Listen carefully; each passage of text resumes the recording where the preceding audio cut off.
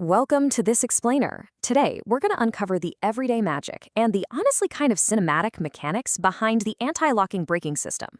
You probably use it or at least completely rely on it every single time you get behind the wheel. But how often do you actually stop and think about the sheer physics and split-second computing happening literally right beneath your feet? Well, today, we're going to break down exactly how this invisible lifesaver actually works. Okay, so let's set the scene by establishing the extremely high stakes of emergency braking.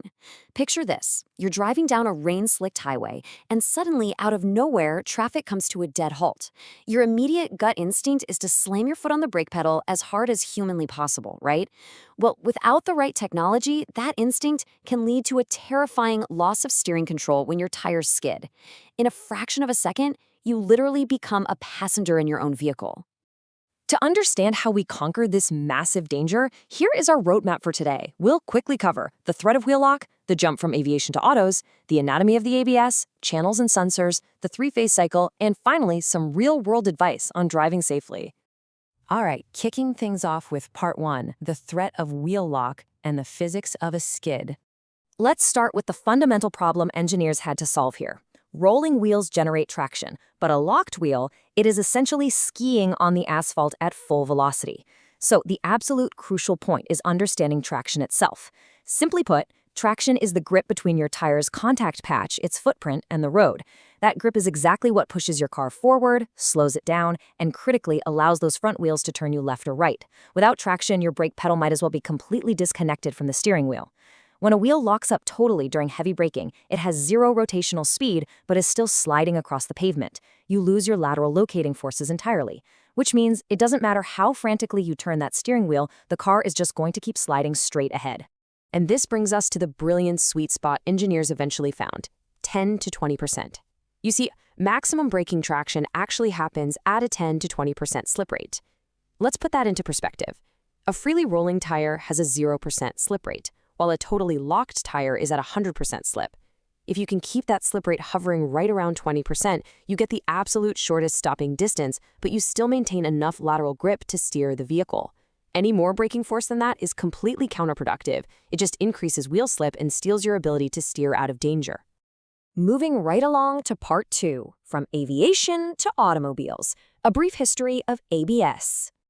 So how did engineers actually solve this terrifying lockup problem? The historical evolution is actually super fascinating.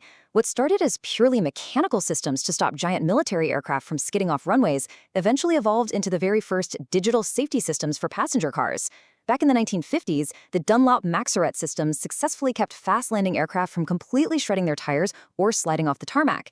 Transitioning this tech to cars took a minute, but a massive breakthrough hit in 1978 when the Mercedes-Benz S-Class debuted the first electronic multi-channel ABS, which they developed alongside Bosch.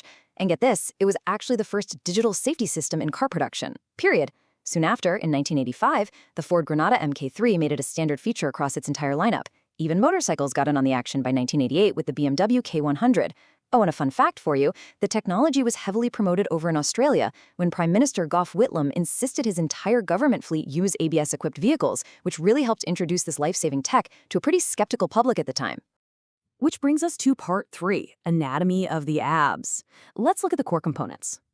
To really grasp how those digital decisions are made on the road today, we have to look at the mechanical heartbeat of the whole setup.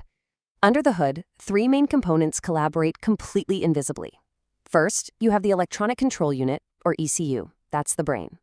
Then you have the hydraulic modulator, the muscle, which sits right between your brake master cylinder and the wheel brakes. And finally, you have the wheel speed sensors, acting as the system's eyes. When you mash the brake pedal, you're pushing hydraulic fluid. But if the ECU senses a wheel is about to lock, it instantly commands the hydraulic unit's valves and pumps to take over the pressure regulation. It literally bypasses your foot's direct control to save you from a skid. All right, part four, channels and sensors, how the system monitors the road. The brain of this operation relies heavily on its eyes, those wheel speed sensors, to spot rapid, unnatural decelerations that scream, hey, a lockup is about to happen.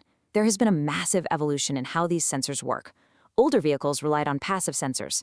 They used a simple magnet and a toothed tone ring to generate an AC sine wave. And they worked okay at speed, but they really struggled to produce a clean signal if you were crawling under 5 miles per hour, and they completely failed to tell if the car was rolling backwards. Modern vehicles, though, They use active or Hall effect sensors. These things send a highly precise digital square wave straight back to the computer. They are incredibly accurate even at speeds under 1 mile per hour and can easily detect reverse motion.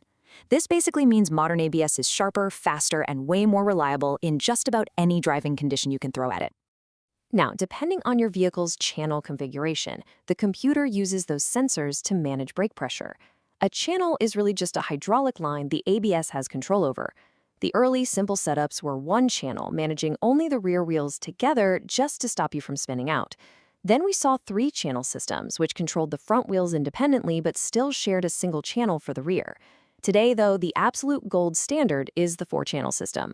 With a 4-channel setup, there is a dedicated speed sensor and dedicated hydraulic valves for every single wheel. This allows the computer to individually isolate and perfectly manage the brake pressure across all 4 of your tires for maximum precision. Okay, let's look at part 5, the 3-phase control cycle, the true mechanical heartbeat of the system. When that controller realizes a wheel is decelerating impossibly fast and is on the verge of locking up, it triggers a rapid-fire sequence inside the hydraulic modulator.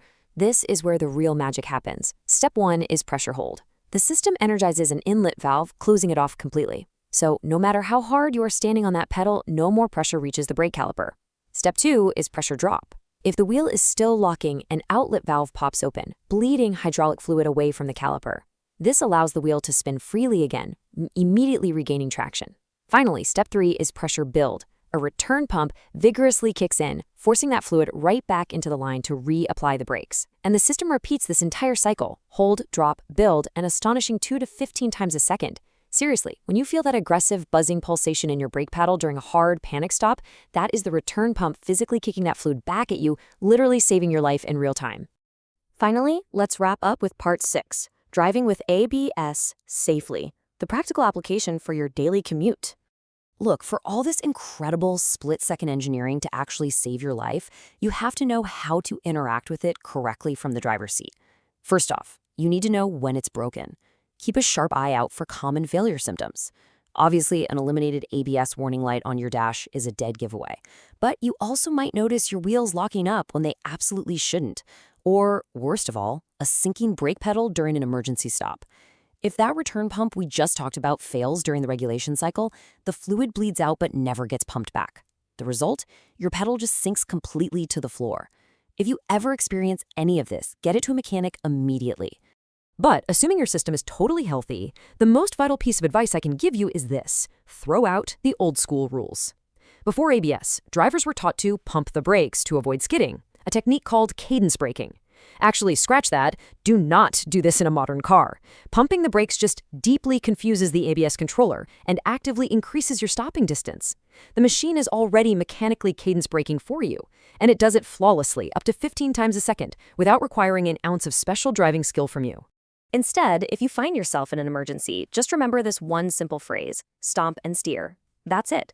Your only job is to stomp that brake pedal straight to the floor, completely ignore the violent pulsing and grinding noise coming from the pedal, and just use the traction that the ABS is fighting so hard to maintain to safely steer your car out of danger. The computer handles the braking, you just handle the steering. Anti-lock braking systems took a truly terrifying, chaotic physical event, a totally out-of-control skidding car, and effectively tamed it through brilliant engineering, fundamentally transforming the way we drive forever. So as you hit the road today, I want you to consider this. If your car can already think 15 times a second to perfectly modulate your brake pressure and save your life, how soon is it until it just completely takes the wheel? Thanks for joining me for this explainer, and as always, stay curious.